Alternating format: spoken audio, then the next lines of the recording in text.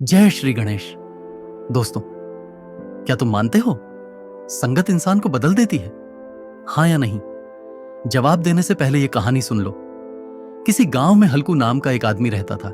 उसका काम था पक्षियों को पकड़कर बेचना। एक दिन वह दो तोते बेचने निकला। उसके पास थे दो पिंजरे, दोनों में एक एक तोता, हीरामन और लोहमान।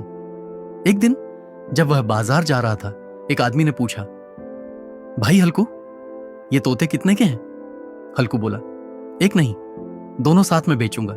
अगर लेना है तो दोनों लेने पड़ेंगे। वो आदमी थोड़ा हैरान हुआ। दोनों क्यों?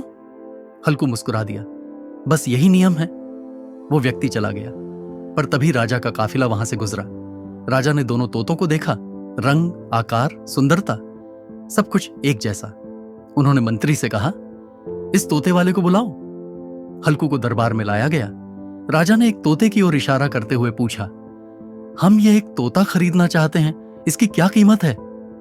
हल्कू ने झुककर कहा, महाराज क्षमा करें, मैं एक तोता अकेला नहीं बेच सकता। राजा ने आश्चर्य से पूछा, क्यों?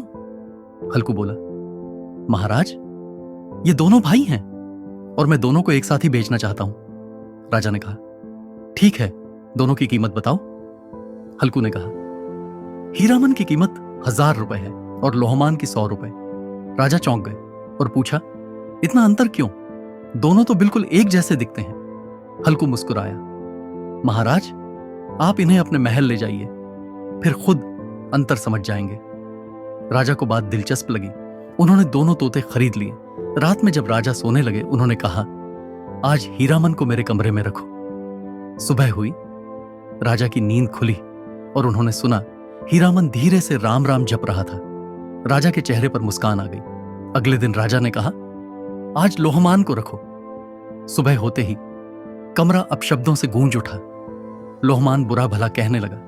राजा क्रोधित हो गए, इस तोते को तुरंत मार दो।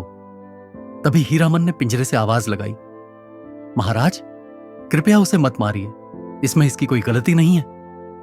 राजा गुस्से से बोले, लेकिन यह सुबह सुबह कितने अपशब्दों का प्रयोग कर रहा है, तो फिर इसमें दोष किसका है? तुम तो अच्छे शब्द बोलते हो, यह इतना बिगड़ा क्यों? हीरामन ने धीरे से कहा, महाराज इससे पहले मैं एक संत के पास था, इसलिए मैंने वहां संत की संगति में रहकर भजन और राम राम नाम सीख लिया।